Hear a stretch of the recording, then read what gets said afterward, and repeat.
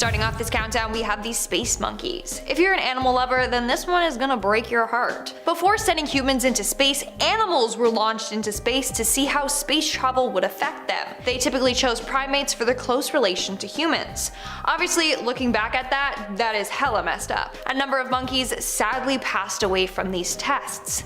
I mean, the first monkey sent into space died from suffocation. There's photos of him being prepped and getting ready for space, and now looking at those photos, it's just hella disturbing. So now NASA has removed all the photos they have of their test subjects. They don't want people finding out their controversial past. Of course, you can still find these photos online today, but NASA still has tried to cover it up. In our 9th spot, we have the aliens. It seems like NASA and Area 51 might be hiding aliens. What's new? The photo I'm about to share with you is a leaked photo of aliens hidden in Area 51. The photo was taken in the 1980s, and years later someone leaked it online. I don't know about you, but that looks exactly like a space alien to me. And it looks like they're running some sort of tests on them or something. Now of course, people think that this photo is fake. Go ahead, believe whatever. Just know that there are tons of individuals that believe it to be real. Plus it's never been debunked. Take what you want for that. Coming in at number 8, we have the second sun. According to astronomer Paul Cox, there is a second sun in our solar system, and NASA is keeping it a secret.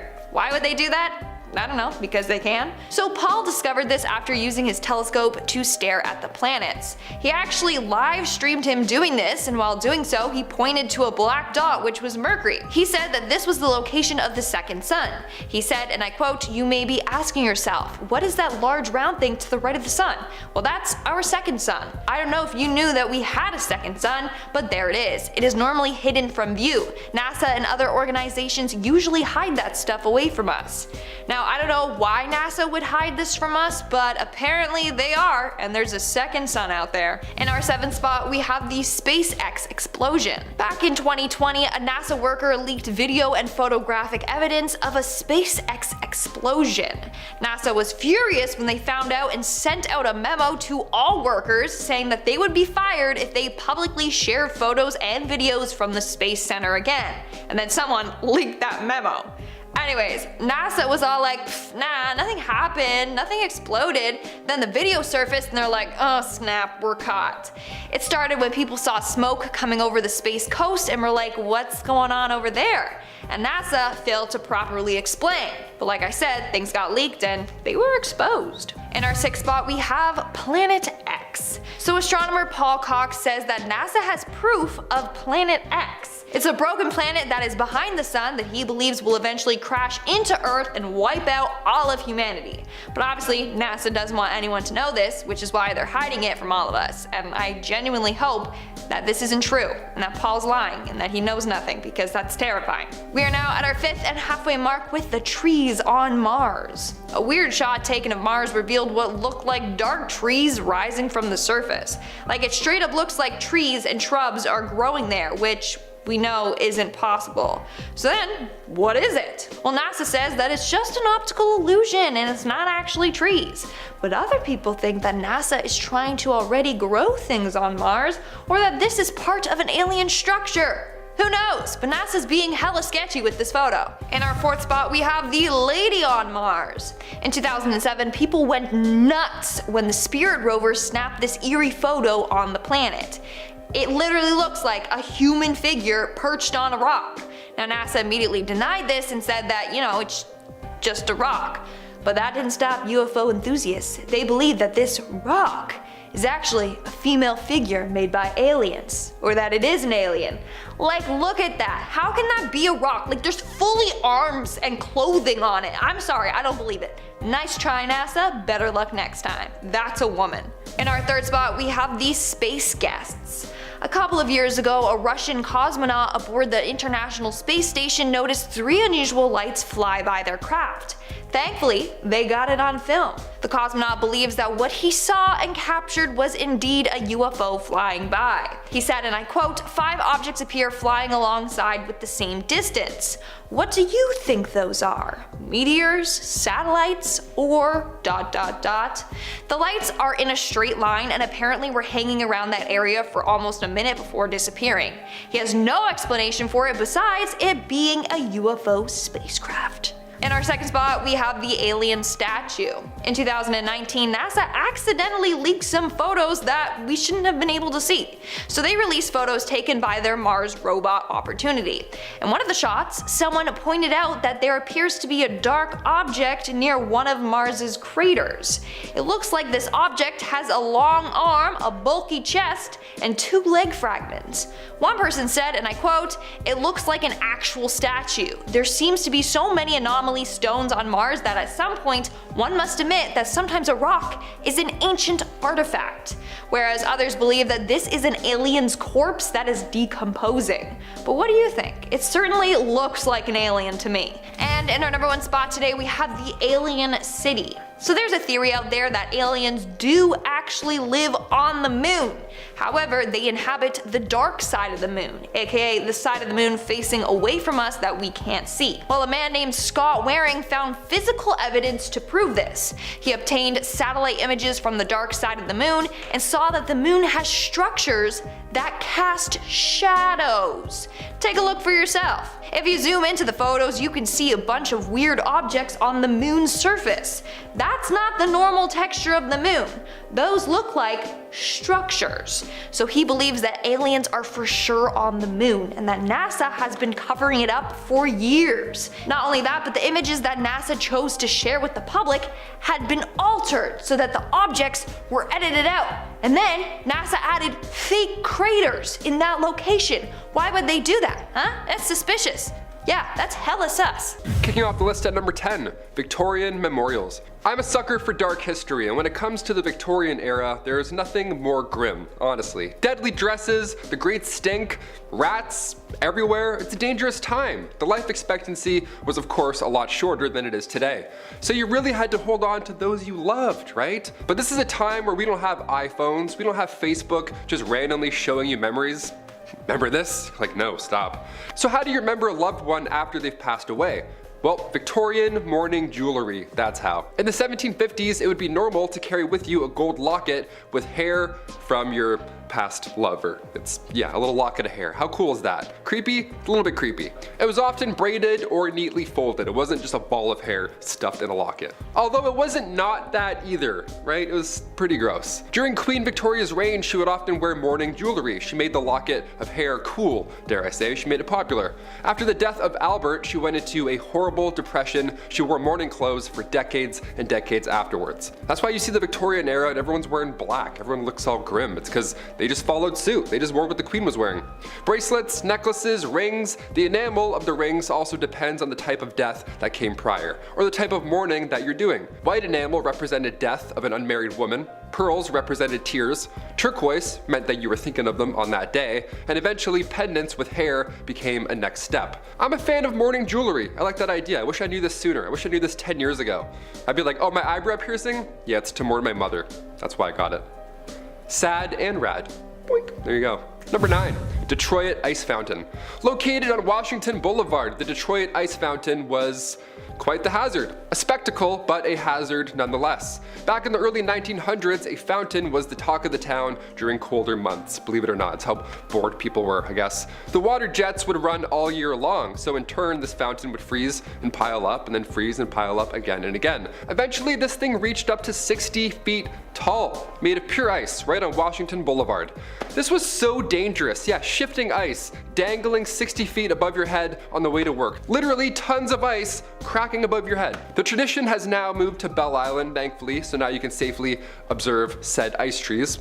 Just, you know, maybe not in the middle of the street anymore. Number 8, adhesive bras. Back in 1949, Life magazine released an article that caught everybody's attention, obviously. May 16th, 1948, the article read, "For 5,000 years, clothes have been draped, tied, buttoned, pinned, and buckled on the human form. This year, for the first time in history, they will be glued on." Bam. How? How did they do it? They changed the game. Could this be? We're gluing on shoes and pants now? Let's do it. Inventor Charles L. Langs changed the game, or so we thought, in 1949. He made bra cups that would stick onto you with adhesive. So just a ring of glue. There you go. This special glue, this adhesive, was promised to leave behind no residue, and it was also supposed to be painless. Yet at the same time, it was supposed to stay glued on, even if you were to jump into a pool from 10 feet high. How? That was the sell. No way. Well, Langs ended up selling the company to Textron because it didn't work. The product ultimately failed because the adhesive needed to be applied every single time you wore said cups. Nobody wants to do that. We're not putting on toothpaste on our bras every morning and sticking them on. And again, they barely even worked, so yeah, none of these, thank you. I'm good. Glue on pants, that'd be sick. Till then, we're not trying that. Number 7, German mascots. German history is of course dark, so dark that YouTube won't even allow us to say certain words about certain people from that time. But we do our best. We like to rhyme, that's how we trick them. For today's list, I thought we'd take a look at Germany's fad of taking photos with polar bear mascots. Yeah, apparently that was a thing. Here in Toronto, we like to pose up next to the raptor or jay, the blue jay. It's always fun. Dap them up, it's always a good time. These photos are part of the teddy bar collection. They span from the First World War to the early 70s. The German bear mascot remained throughout history, but the company surrounding the polar bear mascot of course changed drastically throughout the years, and it's really grim to look at. You see photos of a smiling mascot next to Yahtzee soldiers, and then the next page you see the same German mascot but 40 years ago. You know what I mean? It's odd, you're like, ugh. It's like seeing the Blue Jay guy back in the 1800s. You're like, what were you doing? Many believe this craze began after 2 polar bears arrived at the Berlin Zoo back in the 1920s. That's where it all kicked off. Because of course it was a major tourist attraction. But these suits, we can't forget, were first worn of course by natives for ritual practices, specifically the native people of Pacific Northwest. Romania as well. Dancers would wear real bear skins as part of a pre-Christian tradition. It was meant to drive away the forces of evil. Or just pose up next to Yahtzee soldiers. That's where we're at recently. Number 6, reindeer games. June 1941, the Germans were attacking the Soviet Union, and it was one of the biggest attacks, of course, in history. Britain and US had to send weapons, supplies, anything really just to keep them afloat, just to keep them in the fight. Now they sent these supplies through the Arctic Circle, that was the only route, but of course it was littered with U-boats. Thankfully, the British HMS Trident was there to watch the waters, and in turn the Soviets were able to fight on. So as a gift, as a thank you, the Soviets sent the captain of the Trident, the World War II submarine, a live reindeer. Yep, for the submarine, you know, just a reindeer for the sub. Doesn't make any sense, right? I agree. The British had to accept because it was ill-mannered if they didn't, so they had to keep a 6-foot-tall, real-life reindeer on a sub. Her name was Pollyanna. They brought her on board through a torpedo tube. Imagine being in battle and then having to deal with this after. You're like, guy, we don't need this right now, please. She was a crew member for 6 weeks. 6 weeks, imagine the smell? And she slept better than most. She shared a room in the captain's quarters. Horrible. Finally, the Trident returned home to Britain, and our leading lady was donated immediately to the Regent Park Zoo. Yeah, they didn't keep her on the sub. Weird, right? Number 5, Alfred Hitchcock and the MGM Lion. We're on part 3 now, so things are gonna get a little more bizarre. I'll veer more into the weird, gladly. Like this photo, for example, from 1958, taken by Clarence Sinclair Bull. The photo appears to be, well, it doesn't appear to be, it's Alfred Hitchcock serving tea to Leo the lion. The famous MGM lion, that's him. That's the guy. I want an autograph right now. He loves suspense and tea, who would have thought? North by Northwest was the only film Hitchcock did with MGM, and there's actually a rumor that he directed The Lion's Roar for the MGM intro. But that of course is nonsense, because you can't direct a lion. Yeah, just a little more lion-like. Awesome, thanks Leo. Let's take lunch. We're killing it. No way, that didn't happen. There have been 7 MGM lions in total, but Leo was known to be the most friendly. He's still in the logo today. He's an OG, he's made it. But again, back in the 1950s, it's hard to say what it really was like on set. You know, like it's still a lion, and it's the 50s. I don't think we have a lot of laws and stuff. It was probably a really rough time for Leo. Number 4, the hobble skirt. Just from this 1910 headline alone, I'm glad we don't have hobble skirts anymore. Although maybe they might make a comeback, we'll see. The headline reads, "The hobble skirt is the latest freak in women's fashions. Skirts that are so tight around the ankle that locomotion is seriously impeded and speed is impossible." What a pitch. Doesn't that sound like a bad time already? Sounds like you're gonna be late for everything, honestly. French designer Paul Poirier made these to free the bust whilst also shackling the legs. To keep it a little, keep it classy. What's more classy than shuffling around all day long and being late? Nothing. Love the practicality on this one. Thanks, Paul. So despite how ridiculous and unsafe the hobble skirt looks and acts, only the wealthy could afford such a thing. Damn it, we're missing out. We'll get up next time. Guess I'll just stick with my jeans like a fool. Middle and lower class women wore skirts with slits or buttons. They could actually walk around. Imagine that, eh? What a weird concept. Hobble skirts luckily didn't last, but every now and then I sense a comeback, With the Kardashians, I'm like, that's close. That's close to a hobble skirt. Locomotion is seriously impeded. What a sell. Number 3, Gloria Steinem. Back in 1963, the Playboy Club in New York City was one of Hugh Hefner's greatest accomplishments at the time, of course. The club was the talk of the town until Gloria Steinem came along. See, Gloria was a feminist writer. She created Miss Magazine back in 1972, but her career began much earlier, around the 60s. See, she got a job as one of these Playboy bunnies and worked at the club undercover, secretly taking notes on how this key holders only establishment was actually operating, behind the pages. The staff were these young women, the bunnies of course. They had to wear black bodysuits, the puffy white tails, the whole getup, and at age 28, Gloria worked undercover for 3 weeks. The piece she released after, appropriately titled A Bunny's Tale, got so much attention that it kickstarted her freelance career.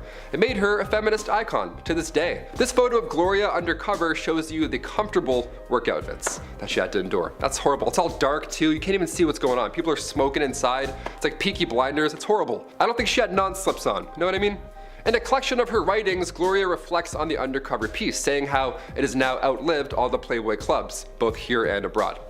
That was before Hefner passed away in 2017. I'm sure she didn't mean outlive literally by this statement, but she also did, Number 2, Stalin Photoshop.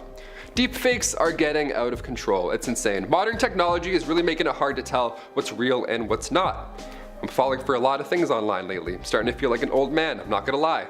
Photoshop is also an essential now for any project. That's probably why you clicked this video. You saw the thumb and you're like, what's this? Photoshop.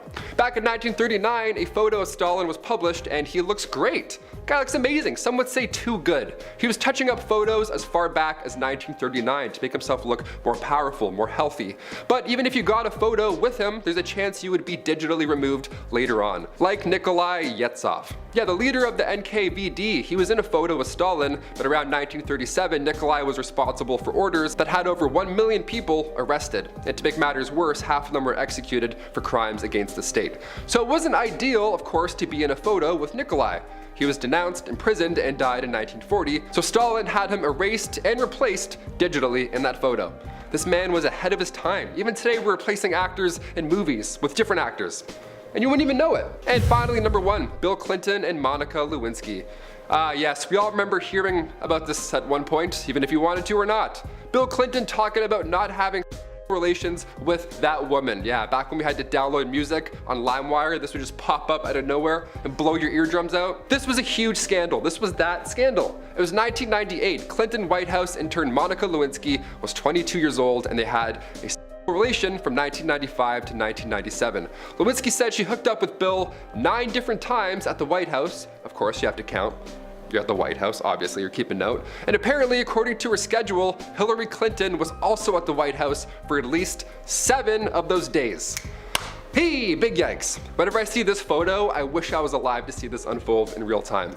I mean, I was alive, but I was, you know what I mean. Alright, starting off this list in our number 10 spot, we have the reflecting pool. This is one of the creepiest or most chilling images ever taken. It depicts a young girl in a graveyard who is looking down at her reflection in a pond. Okay, maybe a little eerie, but not exactly chilling. What really makes this photo what it is, however, that there are seemingly 2 different reflections looking back up at the little girl. No one knows who this girl is, where she is, or when this photo was taken, but it is estimated to have come from somewhere around the early 1900s. This photo was analyzed analyzed, and it has been said that it is unaltered or edited. Who knows how this photo was possible? Maybe there was some sort of invisible entity standing beside her that we could only see the reflection of, like a reverse vampire or something. In our number 8 spot today we have Bikini Island. Bikini in the Marshall Islands was once inhabited by around 170 islanders until 1945 rolled around. The US president at the time, Harry Truman, ordered that the military continue to test nuclear weapons just in case they were needed in the future, since this was just shortly after the end of World War II. Unfortunately, Bikini was the place that was chosen to be the testing site, since all planes and ships traveled on routes that weren't close to the area. The residents of the island were asked to vacate, quote, for the good of mankind and to end all world wars, to which they of course obliged, under the impression that they would one day be able to move back. Test weapons were detonated on the reef itself, on the sea, in the air, and underwater, and this photo shows what was happening during just one of those tests, and it wasn't even the largest one. Although the former residents of Bikini were promised that they would one day be able to return home, the island still remains uninhabited because of the mass amounts of radiation that still exists there. In our number 8 spot today we have this huge grasshopper. This photo is allegedly undoctored, or at least that's what people once believed, but as it turns out, this photo actually comes from a line of joke postcards. Thank God. Apparently it was a hilarious hit back in the day to create postcards depicting a super ungodly large kind of grasshopper, like the kind that would make me line up first for a trip to Mars if I saw one hopping around here on Earth. Or should I say, leaping. Like for a second, just imagine. With how high regular tiny grasshoppers can jump, this thing would be jumping into the clouds for sure. Also, like, what would it eat? No thank you to large bugs, especially ones that can jump. I'm just so glad that this one turned out to be fake. Even though it's fake, I wish this was still one that they withheld from the public. And our number 7 spot today we have these prohibition barrels. The prohibition was the outlaw of the consumption of alcohol, which was done with a ban being placed on the production, importation, transportation, and sale of alcohol by the US government from 1920 to 1933. This ban certainly did not stop people from producing or consuming alcohol, it was just done in sneakier ways. The black market for alcohol was booming as people began to drink redistilled industrial alcohol instead. This photo shows how big the black market industry for alcohol was, as it shows a massive stack of liquor barrels that were collected by the authorities in 1924 about to be set ablaze. The people look so tiny standing next to this insane amount of alcohol. While the prohibition is generally regarded as a failure, the biggest failure it caused was the unintended organized crime it put into life in America. In our number 6 spot today we have this neighborhood nuclear test. This photo shows a mother and her young son looking out the window and witnessing a nuclear test explosion from the comfort of their own home in 1953. Like,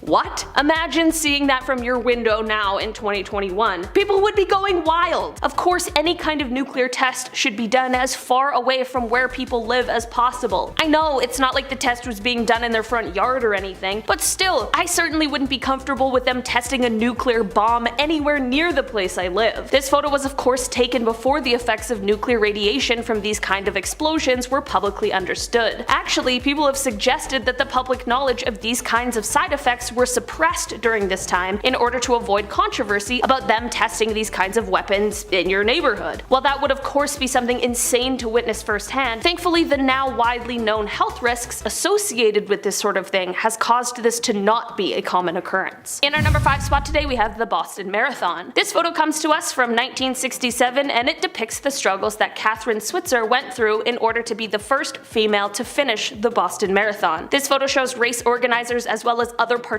trying to stop her from running the marathon that she trained for and was more than capable of completing. She has written a book that explains in great detail all the things she went through that day and how the critiques and opinions about a woman running the race started even before she had registered to run. People in our history like Catherine are incredibly important, as well as photos like these, because they show when people were literally trying to drag her down, she just kept on running. In our number 4 spot today we have a traffic jam. On Sunday, September 3rd, 1967, Sweden changed from driving on the left-hand side of the road to driving on the right-hand side of the road. Why? Well, I'm not exactly sure considering people downvoted the idea before it was implemented, and it cost a ton of money to make the switch. Not to mention it's also super confusing for basically everyone, and when we're talking about driving, the simpler the better. Traffic lights had to be reversed, road signs changed, intersections redesigned, lines on the roads repainted, buses modified, and bus stops moved. What happened when the change was implemented? Well, that's what this photo will show you. Absolute chaos. However, after the initial shock, things did start to get better, as because drivers were much more cautious in the time following the switch, the number of traffic accidents actually dropped for a little while, before inevitably rising again. Was the switch worth it? Well, no one is sure about that, but what are they gonna do? Change it back? In our number 3 spot today, we have the 3 Jacksons. On August 21st, 1934, 3 fearless acrobats known as the 3 Jacksons, Jarlee Smith, Jewel Waddick, and Jimmy Kerrigan, all performed a routine on the edge of the Empire State Building, which is when this photo was captured. It is said that these 3 toured as an acrobatic trio, and this stunt the photo captured was done at 1,245 feet. According to officials from the Empire State Building, it is said that this was the first time the stunt was attempted, and to this day, it has never been done again, which makes a lot of sense. While this photo is absolutely incredible and is such a testament not only to the trust they shared, but also their abilities as acrobats, I don't know who in their right mind would try to recreate this. We already have one, and I think we can just all be happy with that. In our number 2 spot today, we have the man who fell from space. Vladimir Komarov was a cosmonaut, Soviet test pilot, and aerospace engineer. He was one of the most highly experienced and qualified people, which is exactly why he was chosen for some of the very first space missions. He became the first Soviet cosmonaut to fly into space twice. Unfortunately, however, on one of these missions, things went seriously awry. A parachute failure caused his capsule to crash into the ground after re-entry on the 24th of April in 1967. He literally fell from space, and regardless of if you know anything about space and re-entry, that would have been absolutely terrifying and awful. He of course didn't make it, but the entire process left his remains almost unrecognizable. This photo shows his colleagues looking onto his remains before he was laid to rest. The contributions of people like Vladimir have allowed us to go further into space and understand more than we ever could have imagined. In our number 1 spot today, we have the Gadget. This photo shows the first ever atomic bomb, and it comes to us from 1945. Called the Gadget, this bomb was an implosion plutonium device that was detonated in the Trinity test in 1945. This photo shows someone sitting next to it so casually, like it's a PB&J sandwich and not this world-changing device. The Trinity test was the very first time a nuclear weapon was detonated, and the Gadget was actually the same design as the bomb that was later detonated over Nagasaki, Japan on August 9th, 1945. There's such an eerie nature about this photo and the seemingly casual behavior of the man next to it. Did he know what this was about to unleash? Perhaps, but maybe not. Starting off this countdown, we have the mysterious sunken ship. So the National Oceanic and Atmospheric Administration uses a remote operated vehicle called the Deep Discoverer in order to explore uncharted areas in the ocean and collect samples from them. Well, while diving in the Gulf of Mexico, they found an unknown shipwreck, which was then given the name number 15377. The Deep Discoverer was then able to take photos of the shipwreck and take samples from it. After doing so, they discovered that the shipwreck probably happened before the 1830s. It was a merchant ship built for distance, but that's all we know. The rest is history and a mystery. In our 9th spot today, we have the Atlit Yam ruins. This is a completely submerged ancient city that can be found 10 meters below sea level. It was first discovered in 1984 by a marine archaeologist, Juha Galili. Since then, a number of expeditions have took place in order to unearth the city and find out more about it. What's fascinating about this place is that right in the middle it has this massive 10-acre stone circle thing. We still don't know much about this structure. One theory though is that it was used for some kind of ritual, but we still don't know. Not only that, scientists don't know how the city sunk. Theory goes that the city was struck by a tsunami which caused a volcanic eruption, causing the city to flood and sink. But like I said, we still don't know for sure. This is one seriously mysterious place. Coming in at number 8, we have the underwater river. Okay, this one blows my mind. Not only does it look super cool, but like the whole concept is super cool. So it doesn't seem possible, but there are rivers underwater. Like straight up, a flowing river beneath all the ocean water. There's even trees growing alongside the shores. How on earth is this possible? Like, how can there be two different batches of water underwater? It just blows my mind, and it's been a huge mystery to scientists for years. Moving on to number 7, we have the mysterious purple orb. Located deep under the sea near the Channel Islands, marine scientists discovered a glowing purple orb. This is something that they have never seen before. They were left completely baffled. Theories range from some kind of egg to fungi to a type of sea slug to even a type of jellyfish or a tiny octopus. They just have no clue.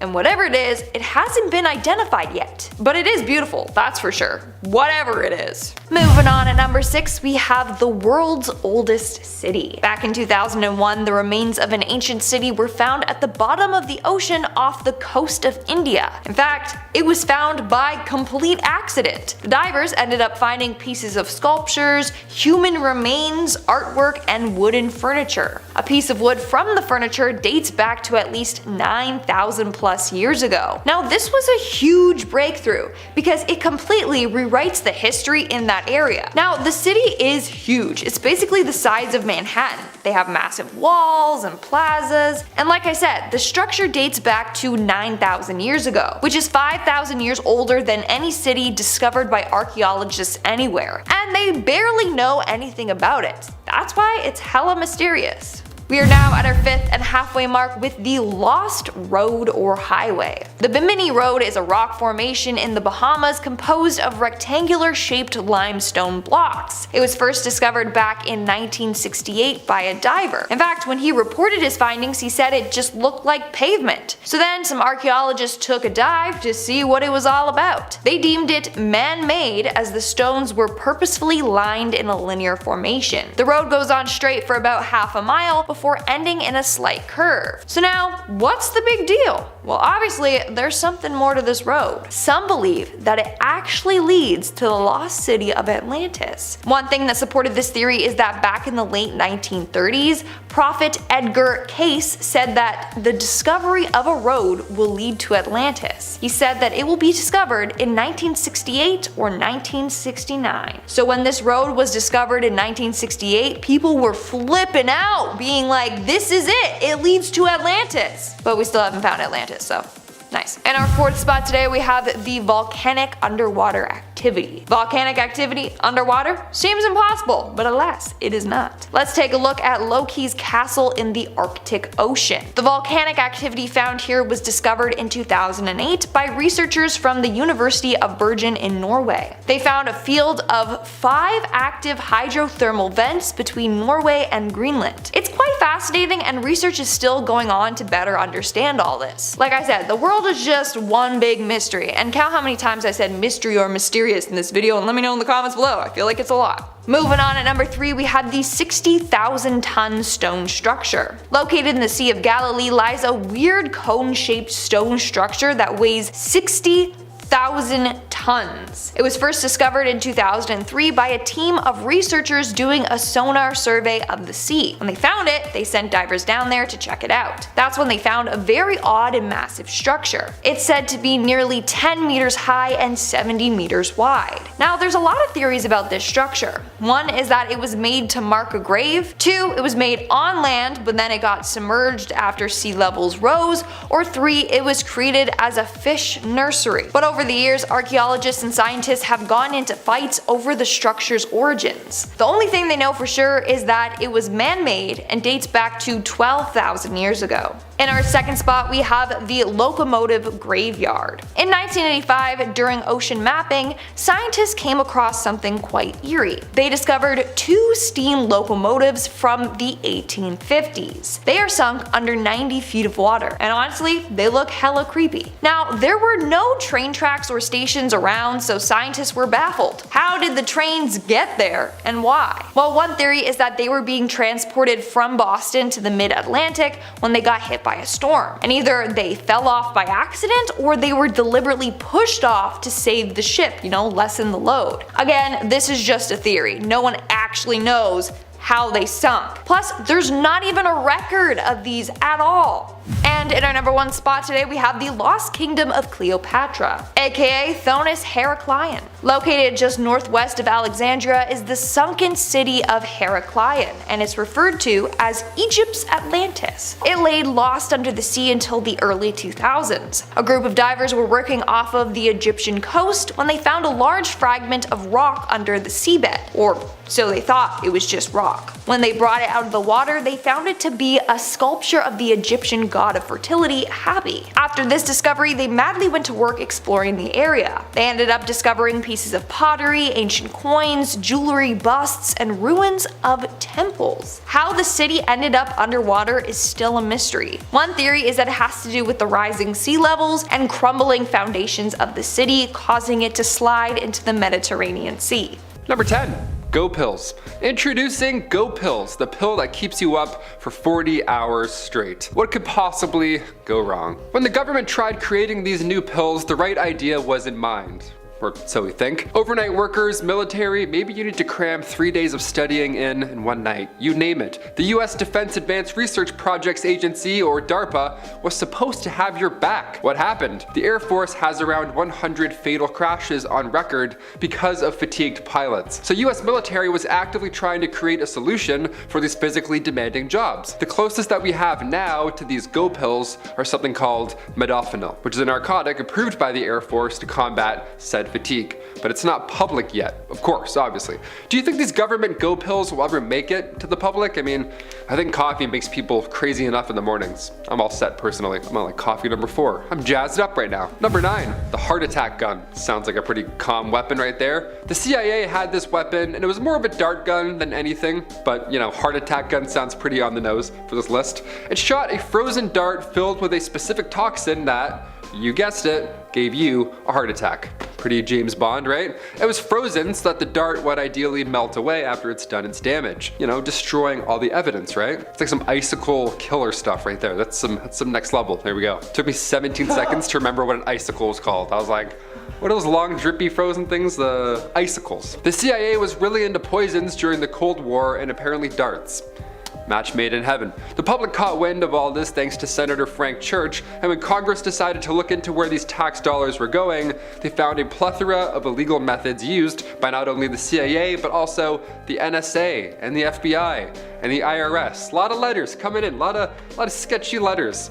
Frozen darts, that's insane. That's a confusing way to go out. You'd have no idea what happened. You'd be like, ugh, brr, ow. Like it'd be that fast, that's crazy. Number 8. Project Iceworm. Ooh, speaking of cold, here we go. Back in the 1960s, under the Greenland ice sheet, the US Army started to build a mobile nuclear missile launch site, okay? It was codenamed Project Iceworm. It's a pretty fun name because it's cold and underground. We get it, right? Nice. The idea was that they would build the station close enough so that they could hit targets within the Soviet Union, all secretly, right? That was the whole idea. This project was called Project Iceworm, but there was another project called Camp Century that had to be done first. This is the top secret, sketchy stuff. Can't just hit the road with a few shovels, you gotta make sure it's livable first. Camp Century was a network of underground tunnels and places for workers to hang out, like a kitchen, a hall, supply rooms, communication center, all stuff like that. It was a supply camp.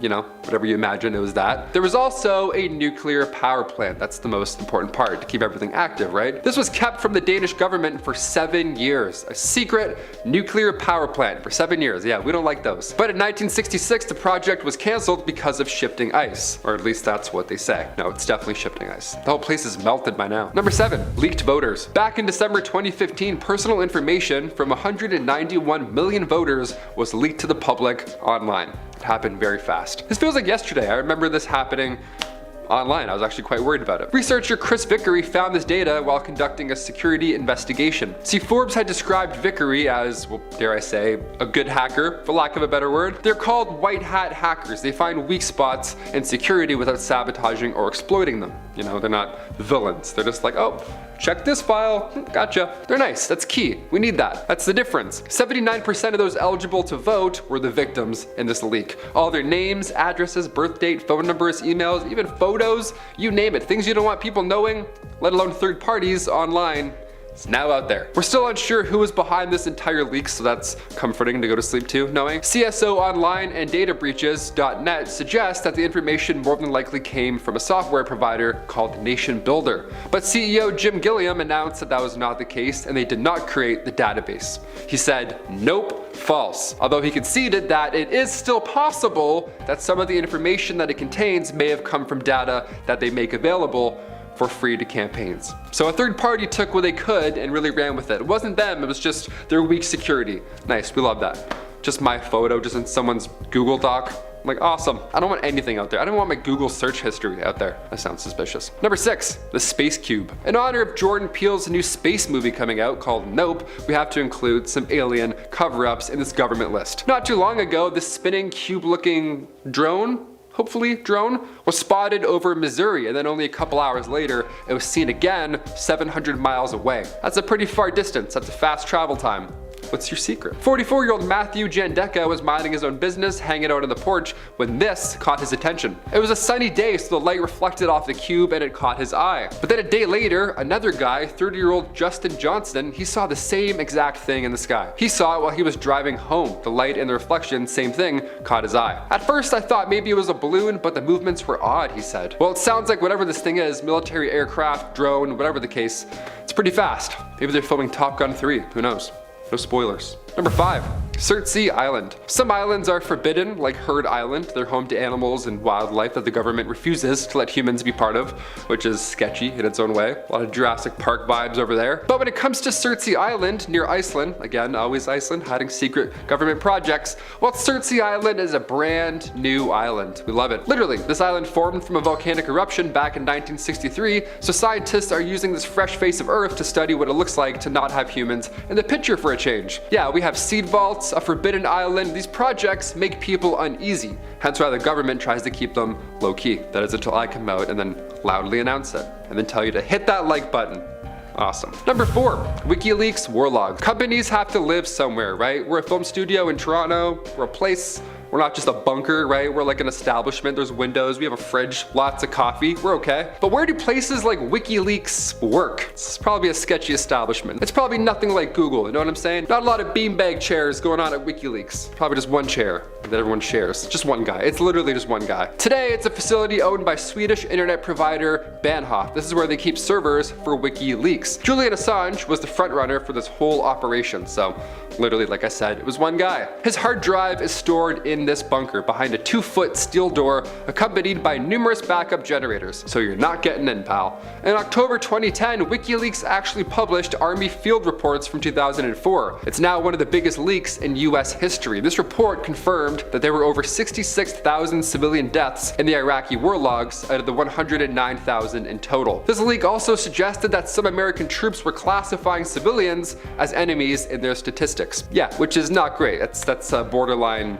That's a big leak. These numbers were from 2004 to 2009 alone. Yeah, it's hard stuff. Number 3, military weapons. Getting into the alien stuff, here we go. Psycho-electronic weapons. Yeah, apparently we're in a DC comic now. We have ice darts, ice rays. What's going on here? The first time Curtis Waltman heard of these military psycho-electronic weapons was when he received documents via Yahoo. Of all the places to get documents, you're like, oh. This is 10 years old. Originally, he had filed the Freedom of Information Act request to Washington State Fusion Center. He was trying to find out more on the clashes between Antifa and the far right. But instead he got a response and it was all about experimental weapons. He's like, this is not what I asked for. What is this? Open. The guy gets a zip file back in return and it's called EM Effects on Human Body. How do you not open that, right? And that's exactly what he did. He opened this file because, of course, and in it he saw diagrams on these weapons and the effects that they have on people. Muscle quaking, body pain, just shivering, just your body shuts down, it's horrible. One of the effects allowed users to control their dreams, so it's not all bad, it's just kind of not right, unethical. This was clearly sent by mistake. Nobody should ever know about any of these weapons, these super dream weapons. I don't even know what's going on there. The only emails I get are from student loans. Those ones are not a mistake. Those ones I I will keep deleting. Number 2, inner armor. Not to be confused with your inner ninja. It's also pretty mighty. We've all wanted to be a superhero at some point, okay? I'm always late. I would love super speed. Any day, that'd be great. Well, DARPA's Inner Armor project almost made a dream come true. It was the Pentagon's way of creating super soldiers. Yeah, like Iron Man, they were literally working on this. Scientists use animals as a reference for these new abilities, literally like from a Marvel movie. They're studying the DNA of the stellar sea lion because it can reduce blood flow away from organs if need be, in order to reduce oxygen demand. So now we're studying that to try and make, I don't know, people like Atlanteans? Where are we going here? That would be sweet. Just Aquaman with a tactical vest and a spear. Okay, that's sure. Dr. Michael Callahan, who is in charge of running the operation, he says the goal was to make soldiers kill-proof against disease, chemical weapons, radioactive weapons, harsh weather conditions, you name it, all that good stuff. Pretty much invincible. Now, this was back in 2007, and of course in 2014, Barack Obama announced that the United States was still building Iron Man. So maybe they're close. Maybe they haven't done it yet. Who knows? Honestly, I'm seeing videos every day of like these guys on hoverboards whipping down New York. We're so close to the Green Goblin in real life. We're f***ed. Or like the water peer guy, he like uses the water to float. That's like 2 villains. It's 2 villains right there in real life. And finally, number 1, MK Ultra. We have to finish with a mind control project. It's the only way, of course. MK Ultra was a secret CIA project that lasted from 1953 to 1973. It's a long time. They ran hundreds of experiments to US citizens. They gave them illicit substances and other narcotics, just horrible stuff, all in attempts to crack mind control. Or as they call it, information gathering. Mind control. It's definitely mind control. In the 50s and 60s, around the Cold War, the United States believed that the Soviets, Chinese, and or North Korean agents were all using mind control in the war. I mean, how else could you explain brainwashed prisoners of war in Korea, right? Nothing to do with what they're doing to them. Sure. The program had subjects take LSD, hallucinogens, paralytics, electric shock therapy, horrible stuff, just being put through the absolute worst, all in places like universities or hospitals or even prisons, right? You have no idea this stuff's happening. The happenings of these projects weren't fully known to the public until years after it ended, but the agency destroyed most MK documents back in 1973 when the whistle was blown, so we think we know, but in reality, we only know little to what happened during MK Ultra. Kicking off our list at number 10. Late night dip. Alright, it wouldn't be a Taylor McWaters list if we didn't mention aliens more than once. This video was leaked last year in May. The footage is actually from 2019. It was recorded in San Diego. The Pentagon has since confirmed its authenticity. The UAP, the unidentified aerial phenomenon here, we don't say UFOs anymore, that's so old school. The UAP is sphere-shaped and it's flying at extremely high speeds. No exhaust, no propulsion system, just a metal ball whipping by San Diego. The sphere then vanished into the water afterwards. So in case you're wondering, no, it didn't land, no aliens got out. They're like, hey, how fast was I going? No, none of that. We have no answers. No answers yet. Number 9, Talos. Basically, I'm here to announce that we're building Iron Man. Tactical Assault Light Operator Suit, aka Talos. It was once a project announced back in 2014, and like the former president said, this was supposed to be a modern day Iron Man suit of armor. Didn't end up being like that at all. It was supposed to change warfare entirely, but 5 years later, the project was scrapped. Or was it? It probably wasn't. Of course not. We're still working on Apple Watches. You're telling me they're gonna scrap this? Good joke. On one hand, obviously it's hard to do. We could barely launch Google Maps in one go, let alone a suit of armor. I imagine it's complicated. Sure. But with recent leaks, we can now take a peek at what could have been. See, ideally the suit would have given the user advanced tactical awareness alongside advanced military grade armor, which has an exoskeleton underneath that's wired to the helmet and the rest of the suit. You're pretty much Iron Man. They figured out a few things while creating the suit, but overall this Iron Man armor wasn't close to being like what we're seeing on the big screen. We're getting pretty close. We're getting alarmingly close, I'd say. Number 8, the Kola Well. If you dug a hole through the center of the earth and jumped in, would you come out the other side? Of course not, this isn't a cartoon. But the Arctic Circle back in the 70s sure did look like a cartoon. The deepest hole on the planet. Yeah, let's gather resources and focus on this for a bit. Sure, during the Cold War, we love it. Scientists began working on the project in 1970. For many years, Russian scientists in winter coats were drilling a hole, just down as deep as they could get. What a great job that would be, eh? They got 1/3 through the Baltic continental crust and they found rocks older than 2 billion years. It was quite the project, it was exciting. But eventually they hit this muddy lava and then in 1992, they stopped drilling. A huge concern here was that demons would be released from the Earth. That's fair, that's more than fair, that's an okay concern. We don't want those around, I get it. The previous title for the deepest hole belonged to the United States Bertha Rogers hole, which reached 31,000 feet. The borehole still remains the deepest artificial point on Earth. Now, it was odd for the United States to focus on beating the Russians to the deepest point on Earth. We talk about the space race often, but we forget about this one. The deep hole race. Stanley Yelnats would be so disappointed in us. We gotta talk about this more. Number 7, radar footage. Now normally when we see leaked footage, be it of UAPs or leaked documents, it's always the worst quality, right? It's always taken with like a BlackBerry curve. It's hard to believe when military footage is horrible quality. Like, we're trying, help us help you. Like, how can we see photos of black holes and not have a photo of a UAP yet, right? Or do we? Well, Jeremy Corbell is here to help. He took to Twitter in May 2021 sharing footage of US Navy ships being swarmed by UAPs. This time we have radar footage from inside the ship. It came from the Combat Information Center in the USS Omaha. This 46-second clip was originally recorded on July 15th, 2019, and you could even hear a dude in the background yell about how fast the objects in the radar are moving. That's how you know it's authentic. It's a guy like, whoa, that's crazy. On that ship too, imagine what he's seen and he's surprised. I'm shook. Number 6, the Amityville photo. A little ghost stuff for us, why not? This photo was taken inside the Amityville house back in 1976. You see it's the boy with the eyes? Nice, you got it, nice, good eye. At first, I thought this was from a horror movie. It looks fake almost, or set up, until you start to read the details. See, this photo was taken with automatic cameras equipped with infrared. So this ghost here probably wasn't expecting a selfie, right? Photographer Gene Campbell took this photo in 1976. Gene was working with paranormal investigators Ed and Lorraine Warren on this case. Yeah, this was long before the movies. They were just really working on this case in real life. This is history. This is so scary. The photo was revealed 3 years after it was taken on the Merv Griffin show, and many believe this is the ghost of John DeFeo, one of the boys who lived there in 1974. Now, you can't really do this anymore, right? You can't just whip out photos from an otherwise, crime scene and be like, okay gang, is this a ghost? Let's take a look. No, there was obvious backlash for obvious reasons. It took 3 years for that photo to reach the public eye, and now all of a sudden everybody is talking about ghosts. Did this help? Probably not. Again, this was long before The Conjuring was ever released in theaters or anything like that. This would have been so random to see on TV, how frightening. Also, who believes in ghosts here? What's the ratio? Comment down below, I'm genuinely curious. I'm like 50-50 in the ghost game. Number 5, quantum computer. This next one is pretty scary, not a fan of this one. Computers are getting more and more advanced by the day. Andrew Garfield told everybody that Spider-Man leak was fake, and we're all like, okay, we'll believe it. Yeah, we believed it. That's how good technology is. It's getting dangerous. Poor Andrew Garfield, but also poor us. We're for sure doomed any day now. But thanks to our man Snowden, Edward Snowden, it was reported in the Washington Post back in January 2nd, 2014, that the NSA is secretly working hard at creating their own computer. It's called the quantum computer, and it cost around $80 million to build. It's a little more expensive than the new iPad. Just a touch. This computer is safely stored in a massive room-sized metal box, not intimidating at all, and it's part of a program called Penetrating Hard Targets. So it can break encryptions for just about anyone, anything, finance records, medical records, your old MSN, hopefully not, but maybe.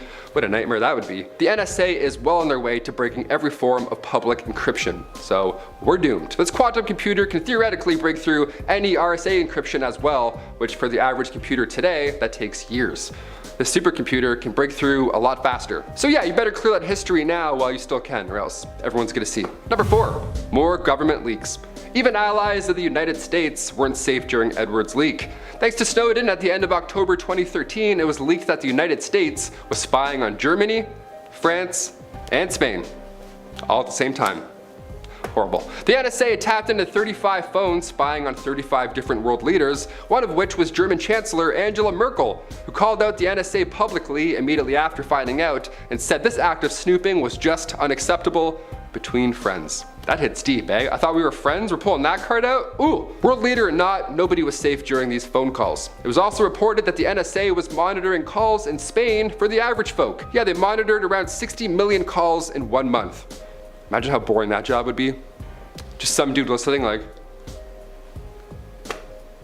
Number 3, North Sentinel Island. Heading over to India, this island is home of the Sentinelese tribe, one of the most forbidden islands on the planet. We don't talk about this island nearly enough. It's fascinating, and it's also equally terrifying. It's located in the Bay of Bengal. North Sentinel Island is about 1,200 kilometers away from India, and while most islands are shrinking or just disappearing, this one actually grew back in 2004. Yeah, the island lifted up a couple of meters during an earthquake, so the west and south sides gained an extra kilometer. Yeah, more room for more inhabitants. Let's talk about them. The inhabitants on this floating cursed island are among the few uncontacted tribes left in the world. They've apparently been there for 50,000 years, and there's no signs of agriculture or even fire, yet somehow this tribe has thrived for this long. And if we try and get close and, talk to them or see what's up, they try and drive everybody away, violently. In fact, back in 2006, 2 fishermen lost their lives because they got too close to the island without knowing who was on it.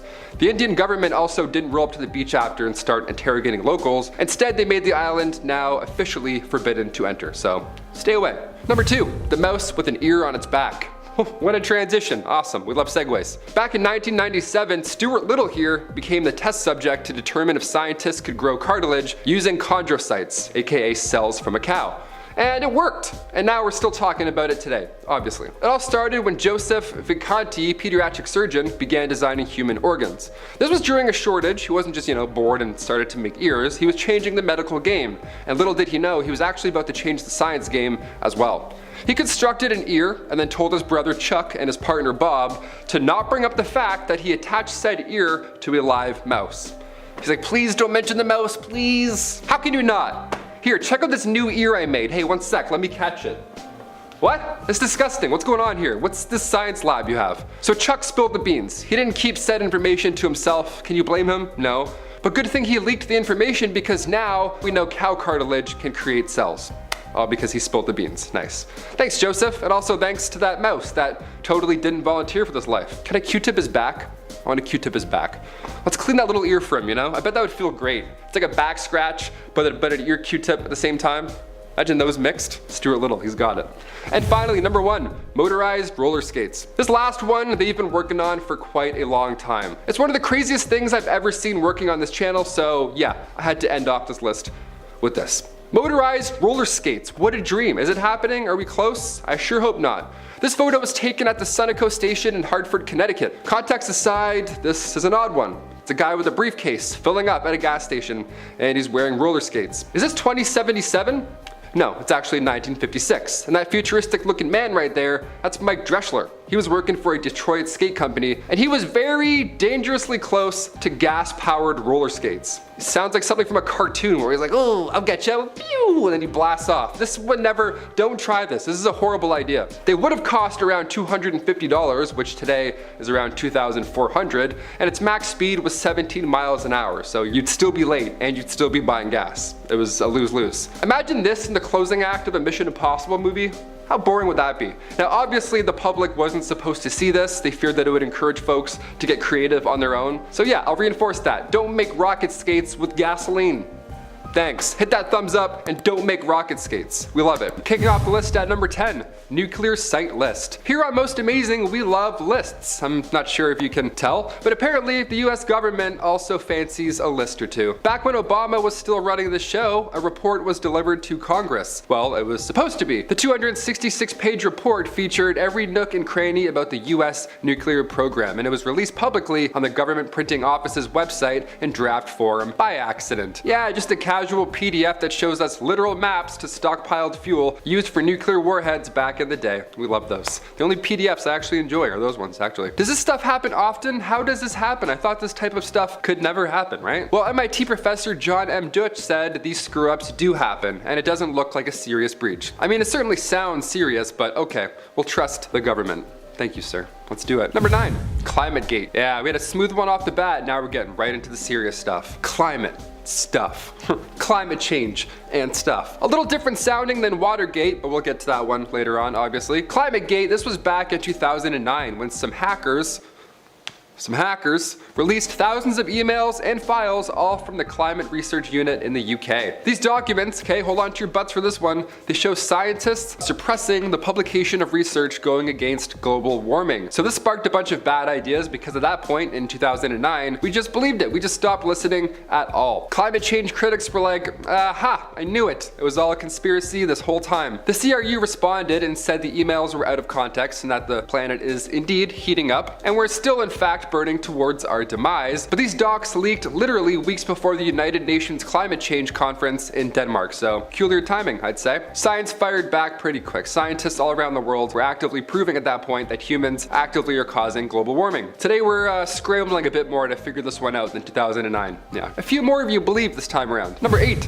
God Save the Queen. This one's quite grim, but I have to talk about it. Have you ever wondered what will happen after the Queen passes away? I mean, I know it's the last thing we want to think about right now because dark, obviously, but it's hard not to think of, especially when Politico magazine releases Operation London Bridge to the public. Yeah, what is that? This magazine somehow got documents showing each and every step in detail what'll happen when that fateful day arrives. There'll be phone calls to the Prime Minister, of course, would be first. Customs require that the Prime Minister is informed by the monarch's private security. Flags will fly at half-mast, of course, but oddly enough in this document the Queen's death is referred to as D-Day. Yeah, 9 days of protocols will follow afterwards, and after a service at St. George's Chapel at Windsor Castle, that's when Queen Elizabeth will be buried with King George VI. It's dark, but I mean, imagine reading about this one morning in 2021. What an odd article. What a brutal way to wake up. Number 7, secret PowerPoint. Nothing sounds less cool than a leaked 41 slide PowerPoint presentation, but I'll do my best. Here we go. When it comes to the NSA, odds are this PowerPoint is going to be pretty juicy, right? This slideshow was often used to train US intelligence, and I gotta say, 41 pages? That's it. I did 45 on medieval knights in high school. That's all I'm saying, step your game up. This program was called PRISM. You probably heard about this. This is a big deal. And it cost about $20 million a year. This was the highlight of the Snowden leak. PRISM kicked off back in 2007. See, originally they partnered with Microsoft, but once they were attached to Apple come 2012, that's when things got a little dicey, as most things are with Apple. The PowerPoint confirmed that the NSA has access to servers belonging to massive tech giants. Google, Skype, YouTube even, so I don't know, search history, you may want to delete that stuff. There was a summit in California which originally was tense. The United States was accusing China of cyber attack, but right after Edward Snowden leaked the PRISM tea, they didn't have much power at said summit. So China and Europe citizens were obviously not too pleased here. Yeah, leaked data, we don't like hearing about that. This one gets a little worse. Number 6, Big Brother is watching. Even allies of the United States are not safe here, okay? Thanks to Snowden, our boy again, gotta mention him a couple times in this list. At the end of October 2013, it was leaked that the states were spying on Germany, France, and Spain. It's a lot of people, it's a lot of eyes, a lot of spies. The NSA had tapped into 35 phones, not just a couple of dudes. They were spying on 35 world leaders, one of which was German Chancellor Angela Merkel, who called out the NSA after finding out and said this act of snooping was just unacceptable between friends. Ah, brutal. She said the F word too. She's like, hey, we were friends, pal. Don't go through my phone. Don't swipe left in the photos, okay? Betrayal. Well, it was also reported that the NSA was monitoring regular phone calls in Spain for the average folks. So if you thought you were off the hook, you're not, literally and figuratively. They monitored about 60 million calls in 1 month. So yeah, world leader or not, be a little concerned about these guys. Maybe. You know, save some tea for in person. You don't want to give up all that good stuff on the phone. Number 5, leaked voters. Back in December 2015, personal information from 191 million voters was leaked to the public online. Yeah, this feels like yesterday. I remember this all unfolding. I was like, what? How? Researcher Chris Vickery found this data while conducting a security investigation. See, Forbes had described Vickery as, dare I say, a good hacker. They're what's referred to as these white hat hackers. They find weak spots in security without sabotaging or exploding them, you know? Unlike Snowden or other people. That's the key, that's the Donnie difference. 79% of those eligible to vote were the victims here, so it was a big one. All their names, addresses, birth dates, phone numbers, emails, you name it, things you don't want other people knowing, let alone third parties, were all out there. If you could vote, you were exposed. We're still unsure who was behind this entire leak. CSO Online and databreaches.net suggest that the information more than likely came from software provider Nation Builder, but CEO Jim Gilliam announced that that was not the case and they did not create the database. Although he conceded that it is possible that some of the information that it contains may have come from the data we make available for free to campaigns. He's like, no, we didn't do it, but maybe we did. It's like, okay. So a third party took what they could and really ran with it. That's terrifying. Time to change your email. Again, 10. Number 4, psychoelectronic weapons. Yeah, this sounds like something Iron Man uses. It doesn't sound too chill now, does it? Psychoelectronic weapons. The first time Curtis Waltman heard of these was by accident, as you could have guessed. He was receiving documents via Yahoo and they were not what he expected. See, originally he had filed a Freedom of Information Act request to Washington State Fusion Center. See, he was trying to find out more on the clashes between Antifa and the far right, but he got a response and it was all about experimental weapons. Guy gets a zip file back in return called EM effects on human body. He's like, Big Shiny Tune 6? He's like, what? I didn't ask for this. Way too many viruses in that one. Big Shiny Tune 7, I think, was the good one. That's the good one. In this document, he saw diagrams on these weapons and the effects that they have on people. There's muscle quaking, all body pain. One of the effects allowed users to control their dreams. Is this a weapon? This is pretty remarkable. This was clearly sent by mistake. The only emails I get are student loans, and those ones are not by mistake. Those ones are definitely on purpose. They're like, Mr. Taylor. I'm like, oh God, they found me. Number 3, quantum computer. This next one's pretty eye-opening. Here we go. Computers are getting more and more advanced by the day. Deepfakes are also getting way too good. I've fallen for way too many fake trailers. I thought they were doing a Back to the Future reboot with Tom Holland and Robert Downey Jr. for like 4 days. All fake. Whole thing's fake. But thanks to our man Snowden, the OG secret revealer, it was reported in the Washington Post on January 2nd, 2014, that the NSA is working hard at creating their own computer. Yeah, how fun must that one be? I wonder if it can run Roller Coaster Tycoon 3 without getting hot. No computer can do that. It's called the quantum computer, and it costs about $80 million to create this program. This computer is safely stored in a massive room-sized metal box, not intimidating at all. It's part of a program called Penetrating Hard Targets. So it can break encryptions for just about anything. Finance records, medical, your old MSN, hopefully, maybe, probably, definitely not. What a nightmare that would be. The NSA is well on their way to breaking every form of public encryption. This quantum computer can theoretically break through any RSA encryption, which for the average computer today, that takes years. This supercomputer they're working on can break through a lot faster. We can get through in days, even hours. So you better clear that search history now while you still can. Thanks for the hot tips, Snowden. I was gonna switch to PC gaming, but you know what? I'll wait it out. I'll wait till this new one comes out. It looks a little faster. Number 2, WikiLeaks war logs. Companies have to be somewhere, right? We're in a film studio in Toronto. We go to a certain place. We leave said certain place in a said certain area. Right? Where do places like WikiLeaks live? How do they stay secure? Well, in Stockholm, apparently, buried under 100 feet below street level in an old nuclear bunker. That's where. Right next to Pirate Bay. They're neighbors, actually. They knock on the cement walls. Today, it's a facility owned by Swedish internet provider Bahnhof. Now, this is where they keep servers for WikiLeaks, but Julian Assange, frontrunner of this whole operation, his hard drive is in this bunker behind a 2-foot steel door accompanied by numerous backup generators, so he's secure. In October 2010, WikiLeaks actually published Army field reports from 2004 to 2009. Now, it's one of the biggest leaks in US history. This report confirmed that there were over 66,000 civilian deaths in the Iraq war logs out of the 109,000 confirmed in total. That's horrible. This leak also suggested that some American troops were classifying civilians as enemies in their statistics afterwards. These numbers were from 2004 to 2009. One of the biggest leaks in US history, no doubt about it. And finally, number 1, Watergate. Yeah, it's not an internet leak, but it's too good to talk about. This is OG, come on. We have to finish on Watergate. In the middle of 1972, there were 5 men who were all arrested for breaking into the Democratic National Committee headquarters at the Watergate Hotel in Washington, D.C. Now, it was pretty obvious they intended on bugging the place. They looked like spy kids. They had all the gears.